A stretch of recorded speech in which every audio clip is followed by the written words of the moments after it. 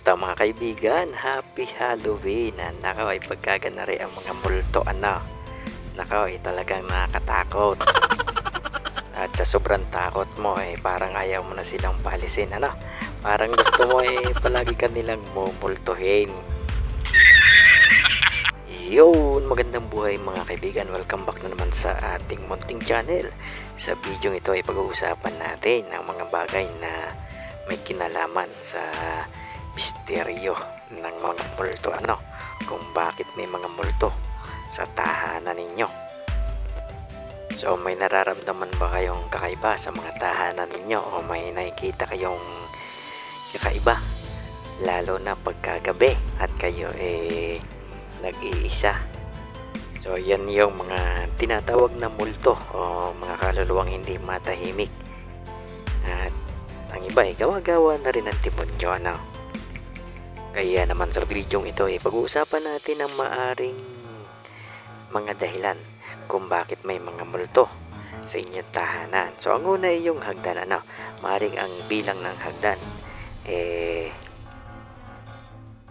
hindi siya akma sa tinatawag na oro, plata, mata.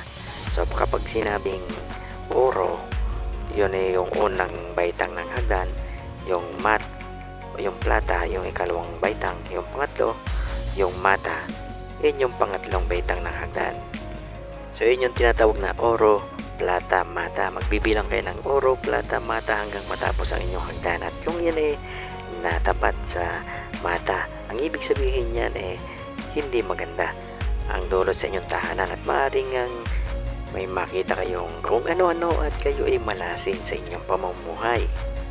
So maaaring yung dagdagan o bawasan ang inyong hagdan at gawin yung itapat ninyo sa bilang na oro. Ganon din naman kapag ang pintuan ninyo at ang bintana magkatapat.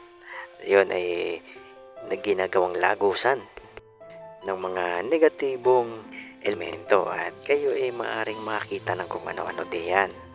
So baguhin ninyo ang inyong mga bintana upang yan mawala at iwasan ninyo na ang inyong mga pintuan nakatapat sa inyong mga bintana.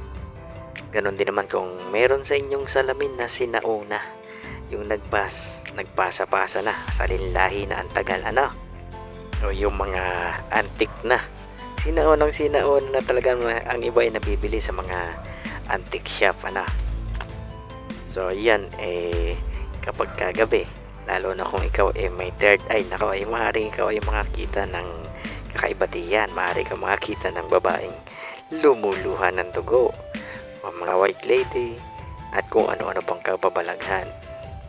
Kaya naman sa gabi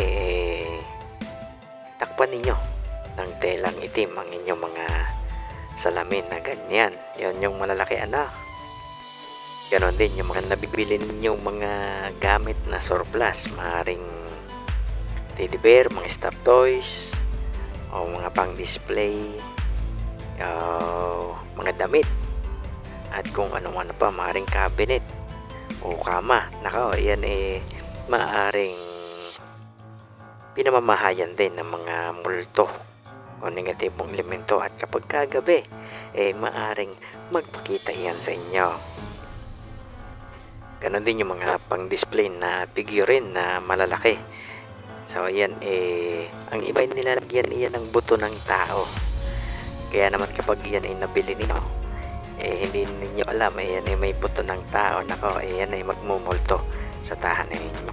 Kaya ang gawin niyo alisin niyo.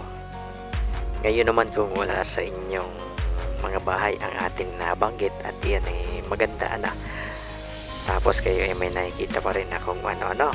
Maaaring ang pinagtirikan ng bahay ninyo may binaon na tao o kaya naman dati iyang sementeryo, iyang pinagtirikan ng bahay ninyo. Kaya naman kahit anong gawin ninyo palaging may multo. Yun, hanggang sa muli, good luck, God bless at ingat kayo palagi.